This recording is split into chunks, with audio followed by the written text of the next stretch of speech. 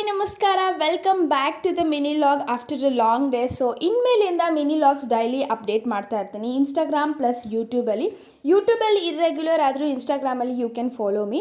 ಅದಾದಮೇಲೆ ಇದು ಬಂದುಬಿಟ್ಟು ಫ್ರೈಡೇ ಮಿನಿ ಲಾಗ್. ಸೊ ಬೆಳಗ್ಗೆ ಬೇಗನೆ ಎದ್ದು ಪೂಜೆ ಮಾಡಿ ದೇವಸ್ಥಾನಕ್ಕೆ ಹೋಗಬೇಕಾಗಿತ್ತು, ಬನಶಂಕರಿ ದೇವಸ್ಥಾನಕ್ಕೆ.